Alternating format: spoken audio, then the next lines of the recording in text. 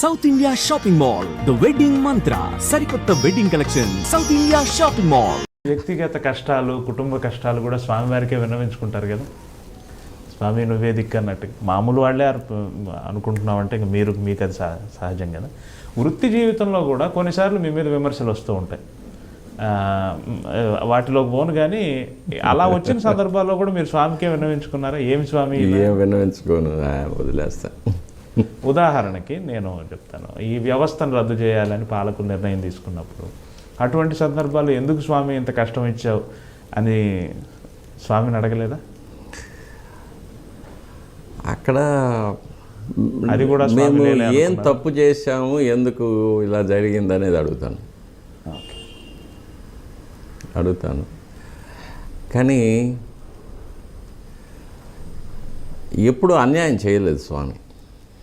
Okay, మనకి ఒక proverb ఉంది కదా, ఒక తలుపు మూసుకుంటే ఇంకో తలుపు తెరుచుకుంటున్నాను. ఆ విధంగా చూస్తే స్వామివారు ఒక తలుపు మూస్తే 2 తలుపులు తెరిచారు. అందులో సందేహమేం లేదు. నా పర్సనల్ ఎక్స్పీరియన్స్ అది. స్వామివారి పాదాలను ముట్టుకున్న అర్చకుడు ఎవ్వడు కూడా నష్టపోడు, బాధపడ్డాడు, క్షేమంగా ఉంటారు. అష్యూరెన్స్. స్వామివారిని నమ్మాలి, అదొక్కటే అండర్లైన్.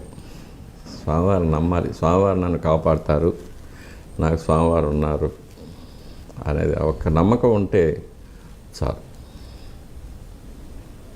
ఏమి కారణం అండి? ఎందుకు ఈ వ్యవస్థను రద్దు చేయాలనుకున్నారు పాలకులు? మీకేమైనా? అది చక్కగా జరుగుతున్న వ్యవస్థలో కొన్ని వాళ్ళు చెప్పిన కారణాలు కొన్ని నిజం. అలాగా వాళ్ళు చెప్పిన కారణాలు, భౌతికమైన కారణాలు నిజం. కానీ పారభౌతికమైన కారణాలు అంటే వాళ్ళకి తెలియకుండా వాళ్ళు చేసింది, వాళ్ళకి కూడా తెలియదు ఆ కారణాలు ఉన్నాయని, అవి కూడా కొన్ని నిజం. కొన్ని స్వయంకృతాలు కొన్ని. కానీ ఈ ప్రక్రియలో స్వామివారు వడికట్టారు.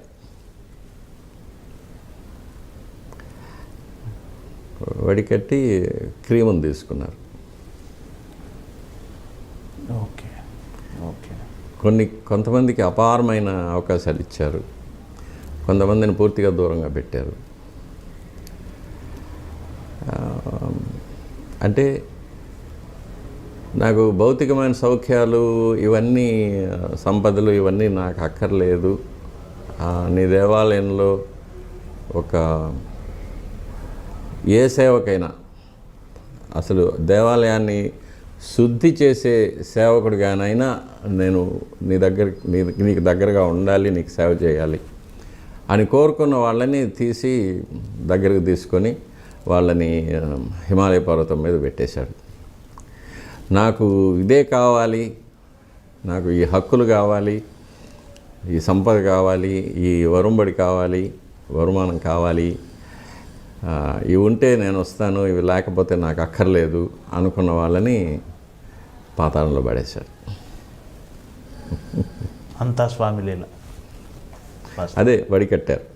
భగవాన్ సత్యసాయి బాబా గారు ఒక సందర్భంలో ఒక మాట అన్నారు, వెంకటేశ్వరుడు వెంకటరమణుడు, వైష్ణవులంతా వెంకటరమణుడి పేరు మీద నమస్కరిస్తారు, శైవులంతా వెంకటేశ్వరుడి పేరు మీద, వెంకట ప్లస్ ఈశ్వర పేరు మీద, వెంకటేశ్వరుడి పేరు మీద అర్చిస్తారు అన్నారు. ఈ శైవ వైష్ణవ వాదం లేదు. శైవులు వైష్ణవులు అందరూ ఒకటే. దీని మీద మీరేమంటారు సార్? ఇది మీ శైవ పూజా విధానం, వైష్ణవ పూజా విధానం, వెంకటేశ్వరుడికి సంబంధించి ఏమైనా తెర ఏమైనా ఉందా? ఇది ఎట్లుంటుందంటే, ఇప్పుడు తిరుమల ఉంది. తిరుమలకు ప్రాచీనమైన వాంగ్మయంలో త్రిపథ అని పేరు. త్రిపథ అంటే మూడు మార్గాల్లో పొందగలిగింది అని. ఇప్పుడు భౌతికంగా తీసుకుంటే కర్ణాటక నుంచి వచ్చేవాళ్ళు ముళబాగలు, పలమనేరు, కోలారు అటువైపుగా వచ్చి శ్రీవారిమెట్టు ద్వారా పైకి వస్తారు. ఓకే. తమిళనాడు కాంచీవరం ఇటువైపు నుంచి చెన్నై నుంచి వచ్చే వాళ్ళందరూ కూడా అలిపిరి ద్వారా పైకి వస్తారు. కడప, రాజంపేట, కర్నూలు అటువైపు ఉండే వాళ్ళంతా అన్నమయ్య మార్గంలో తిరుపతికి వస్తారు. ఇది త్రిపథ. త్రిపథ ఇప్పటి పరిస్థితుల్లో. ఆధ్యాత్మిక ఇందులో మానవ జన్మ పొందిన వాళ్ళు వీళ్ళలో ముక్తులు అనేవారు ఉంటారు. ముక్తులు అంటే జన్మ పునర్జన్మ వలయం నుంచి బయటపడిన వాళ్ళు ముక్తులు. శ్వేతద్వీప వసన్ ముక్త పూజితాంఘ్రి యుగాయ శ్రీ వెంకటేశాయ నమః అని. శ్వేతద్వీపం అనే ఒక రహస్యమైన ప్రదేశంలో ఈ ముక్తులు ఉంటారు. అది ఈ భూమిలోనే మానవుల దృష్టి పడకుండా ఉన్న ఒక అతిపెద్ద ఒక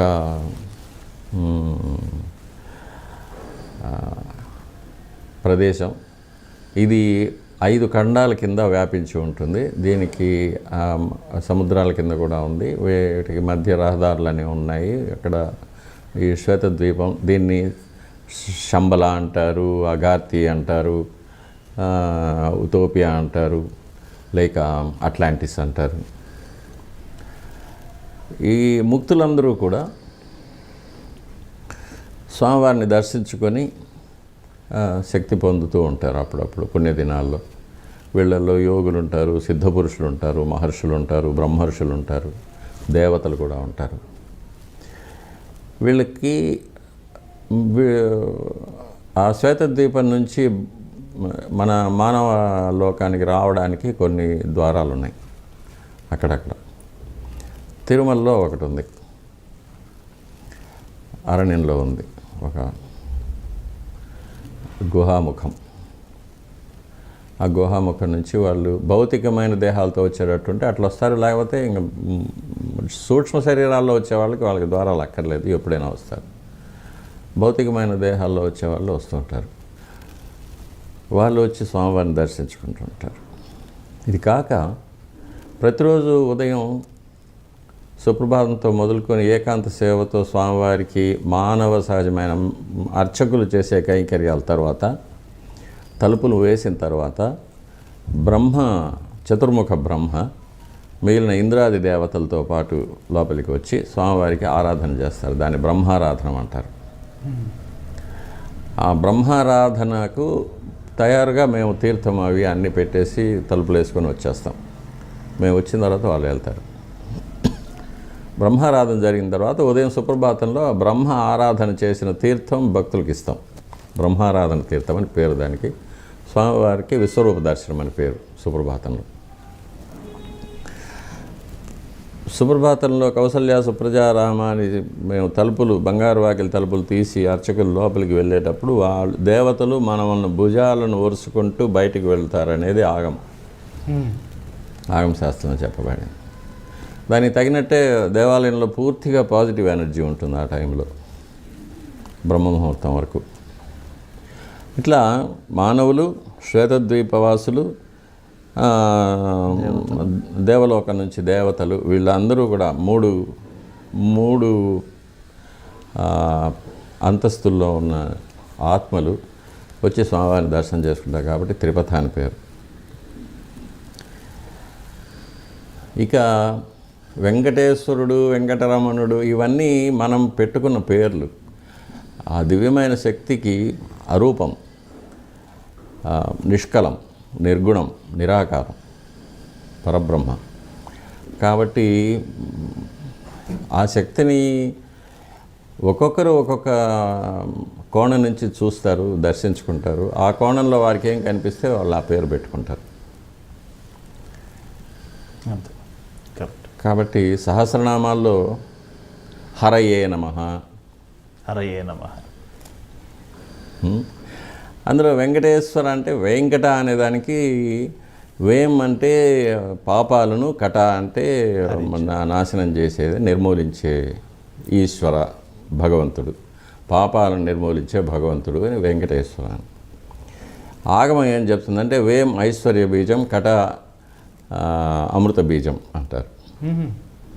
సో వేం అంటే ఐశ్వర్య బీజం, ఐశ్వర్యం అంటే దివ్యమైన జ్ఞానం, దివ్యమైన జ్ఞానం పొందగానే కట అమృత బీజం, అమృతత్వం వస్తుంది మనిషికి. ఆ దివ్యమైన జ్ఞానం పొందడమే అమరత్వం. ఓకే.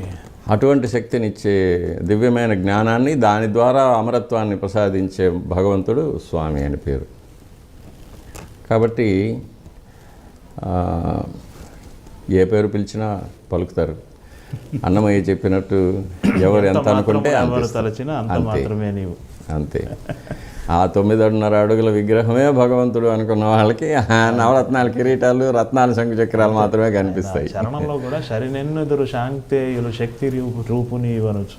ఇందాక మీరు చెప్పినట్టు శ్వేతద్వీపం నుంచి వచ్చేవాళ్ళు వాళ్ళ దృష్టి ఒకలాగా, వాళ్ళు కోరుకునేది ఒకలాగా, అలా ఎవరు ఎలా కోరుకుంటే అలా. స్వామి చాలా మంచి విషయం చెప్పారు.